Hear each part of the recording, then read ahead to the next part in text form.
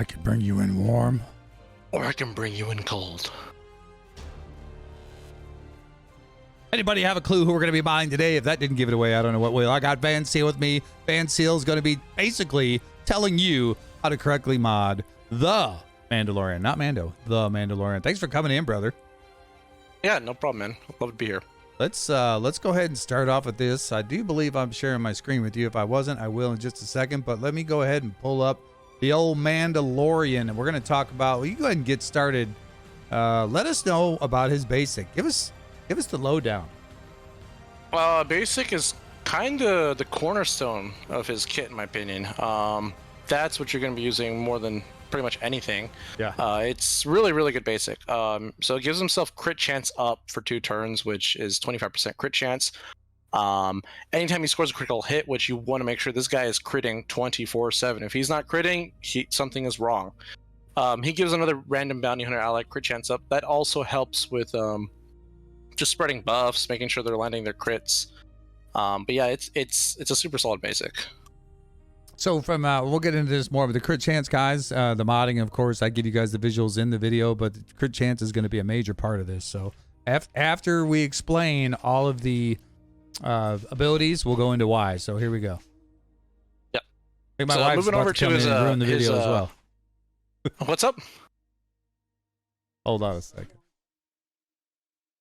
My apologies. The wife just walked in for the second video in a row. She has amazing timing. So we're going to go to the second ability, being Transpierce.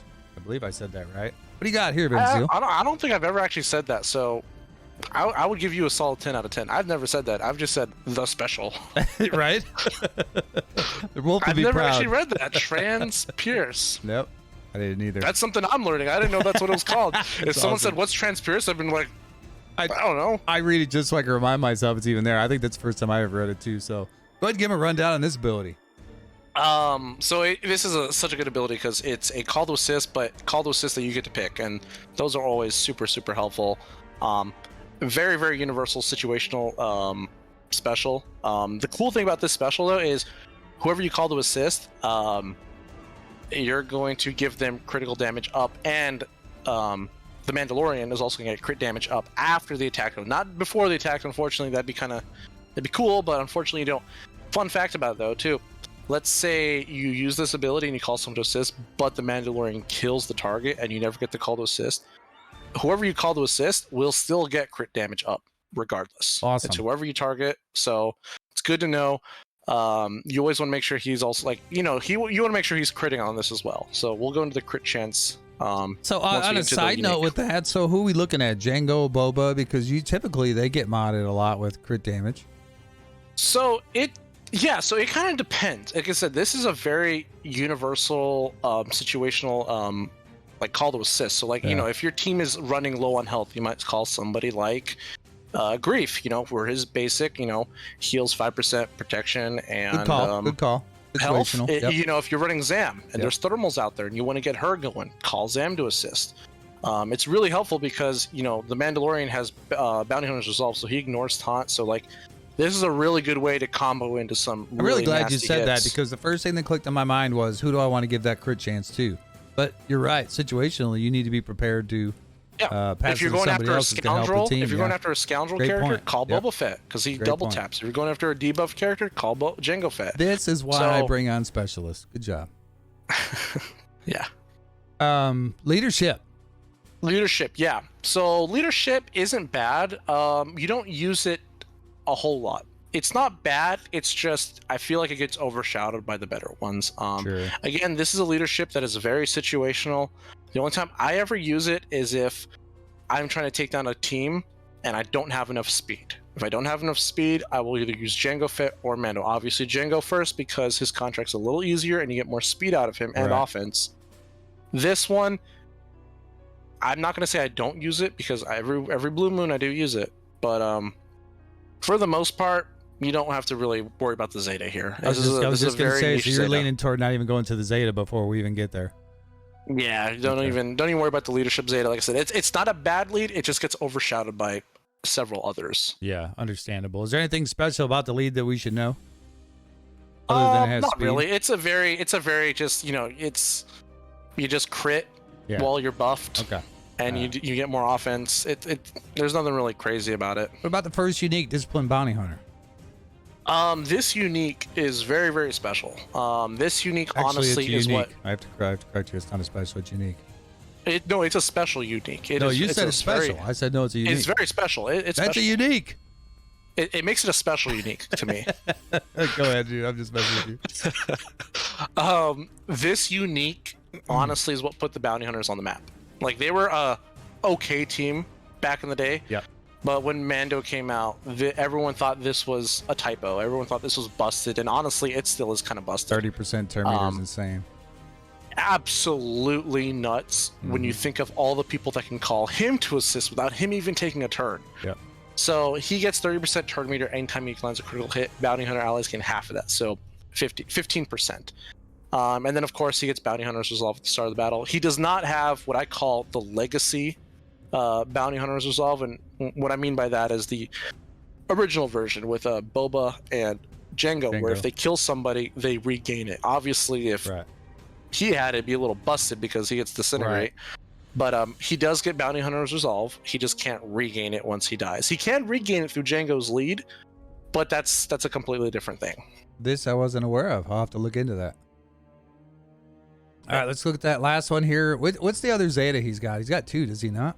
It's the lead and the unique. Yeah, the unique is the turn meter one. That one is one of the first bounty hunter Zetas you're going to be doing. That Zeta it saves you so much on speed, on mod management. I mean, the turn meter gain it's such a blessing for the bounty hunters. That was a really good point. We'll go into his payout. That was a good point about bringing him to call to assist because he uses basic. So yeah, that was a good call too. Yeah. What about this last one here? Mandalorian's payout. So his payout is he gets an extra 50% crit damage, and then he unlocks disintegrate. So you don't get disintegrate right away, but he will unlock it. And we all know disintegrate, it pretty much kills everything outside of a GL. If a target has damage immunity, you'll still kill them.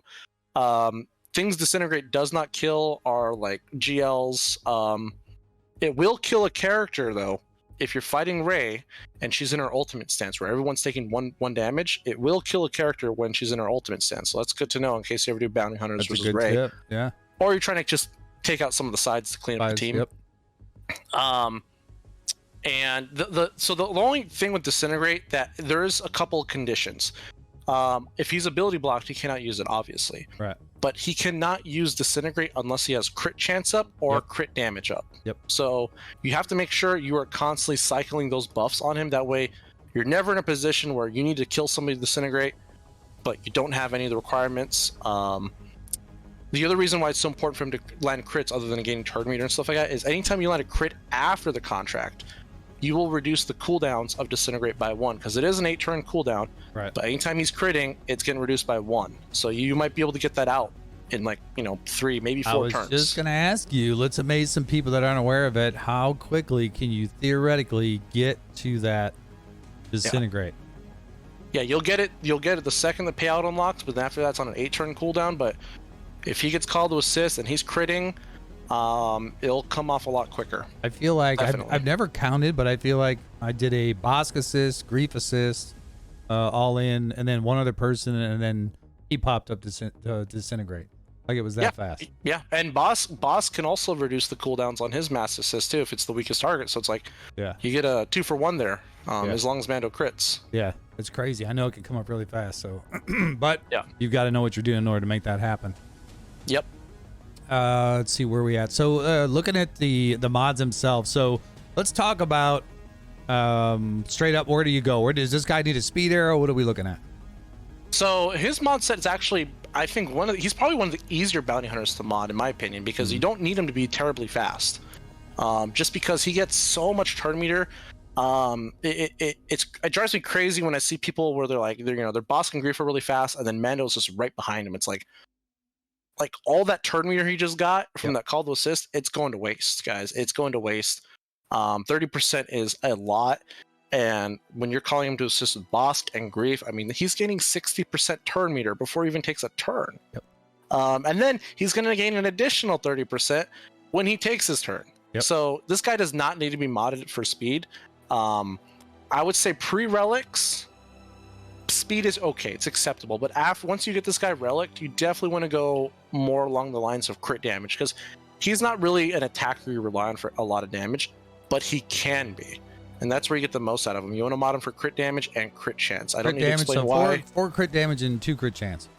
Correct. Yep. Yes, and I don't need to explain why on the crit chance. You know, I usually say when you get a character like Relic 7, Relic 8, take off the crit chance, throw in some health mods. Right. Mando is the exception. One, because he's squishy as hell. You'll never make him tanky. Don't try. And you need him to crit. Even if he's at over 100% crit chance, you want him there, because when you're going up against relic characters that have crit avoidance in their mastery, that's what's going to counteract your crit chance. Right. So a good example would be if you're going up against Darth Revan. Let's say you're going up against Darth Revan Bounty Hunter. It's a very classic counter there. And you always go after Bastila Shan first, or if you can, if there's no pre-taunt there. But if you don't land that crit on Bastila Shan and get your turn meter on your team, Darth Revan might pounce on your team because you didn't get the crit chance. You didn't get the crit you needed to give your team turn meter. So I would say Mando's one of the exceptions where it's okay to go over 100% crit chance on him. The other thing that I do, now this is just a personal take, I don't think I've seen a lot of people do this, is he has a very, very high base tenacity. Okay, at gear 13, guys, I'm sorry, not gear 13, sorry, gear 12. Gear 12, his tenacity is at 38%, and then when you take him to gear 13 or relic 0, relic 1, whoever, whichever you prefer, right, it shoots all the way up to 68% tenacity. Okay, so I actually run a tenacity primary cross on him. You can call me superstitious, but put him over 100%, make sure he can get it off. I don't want to ever see this guy get ability blocked. Okay, yeah. This guy, when he has his disintegrate, he needs to be able to pop off. As we're talking about this, I agree with you too, because he really doesn't need the offense. No, he doesn't. His need the offense. His job is get the crits, get that turn meter, and to get that big shot off. And like I said, he's squishy enough where you can put 4 protection primaries on him. It's not going to mean a thing, guys. His health protection pool is tiny. He is a very, very squishy character. He is meant to make the team go fast and get the disintegrate off. Something under my GoXLR here. Yeah, that's actually a really good tip. I'm actually going to change over to that as soon as we're done here. I actually like that idea. Wow. So the crit chance, I'm thinking if you can get him up over 115%, you're probably in really good shape. Yep. If you can get him, what's the crit avoidance arrow? 35%? It's 35%, yes. So if you're at 135, you're pretty much not guaranteed to crit, but well, you're not going to be at 135. But if you're at 100%, or let's say you're at 110%, you have to remember his basic gives himself crit chance plus up. he gets the crit chance up. That's right. So you're going to get another 25 from him using his basic. So yep. As long as you're over 100, you're pretty solid. Some people go a little bit, do the extra mile, and they go a little bit further. Yeah. I think that's a little safer, but then you're going to be sacrificing, probably damage and maybe something else. But in terms of speed, because I almost forgot about speed, I actually run him at 275. And I also want to point out to his mastery, he gets fast. the crit chance and the crit damage and the damage. So he's getting the crit chance from his mastery as well. So it's going to scale like crazy when you bring him to relic levels. I don't have him at relic, so I can't show it here on screen, but I've got it. I think just to give you guys an idea, at like relic 5, his crit chance will be at 74% base, and then when you take him to relic 7, it goes up another 10% to 85%. So it is a very high crit chance kit already. So you just want to make sure like you really we've got to probably beat your guys' head in the ground about it, but he needs to crit. Bottom line, like if he's not critting, it could be very, very detrimental to your team. I'm trying to do the math here in my head. 30. What'd you say he was at? Like 85. He's at 85 at relic 7, and so then I'm at 129% with these trash mods. If I kept these on him at relic, that'd be pretty disgusting with offense. But I agree with you. I like the tenacity. I'm actually going to add this. I think that's a really, really good play. So again, crit chance and crit damage mods. What about this? How are we going to do the primaries? Circle. So circle, if you can get it protection, do that's protection. What I'm thinking too. I have health just because that's just the way it works out. It works better with boss lead, right? The protection because it scales. Yeah, absolutely. And then for his triangle, I do have crit damage just because I have him at high relics. And like I said, he's not the main damage dealer, but he can get some hits off. He can be a damage dealer and can get some good hits in. Yeah. So I do have crit damage on him. And then obviously speed arrow. And then like I said, for the cross, I like to run tenacity just because like I said, he has a high tenacity already. Might as well put him over 100. All right, secondary stats then. So I'm assuming we're looking for crit chance, Speed, offense, speed. yeah, speed, crit chance, offense. You don't need any potency on this guy because he doesn't do any debuffs. Right. Potency is a completely dead stat to him. Right. But yeah, protection, tenacity, Obviously, tenacity, offense, speed, crit chance. Yeah, so tenacity, health, etc. not a hard character to mod at all. Yeah, and originally when I looked at his kit, I was looking at saying, the crit chance when he gets up because of his scaling, he doesn't need it anymore. But really, he kind of does. So I'm glad we talked about this. Yeah, you want that guarantee. You never want that like, oh my god, am I not going to crit this time like last time and lose? Like you don't ever want to go into a battle like that. You want to know like he's going to be critting all the time. The only time he doesn't crit is if he misses. Yeah, 100%. Anything else you want to add to him before we cut this one off? If you're a new player, farm him early. Him early. I know Agreed. a lot of players, they farm the easier to get bounty hunters. He is on double drops right now too. So, but get him up, guys. Get him up. And yeah, get him to gear 12. Get him to relics. He's a great character. Really, just transforms the entire team. Van Seal's got ridiculously high bounty hunters, but you can watch how it works by going over and watching his stream on Twitch. So that'll all be down in the description as well. So appreciate you being here, brother. And I think we're going to talk about Grief Karga next. Yep. Awesome. Sounds good. One of the, I never understood bring him in cold with him when it's Mando's line. He is the best bounty hunter in the game. He is one of the best, if not the best. No, he is the best. Okay, you heard it here. He is the best. Can't change my mind.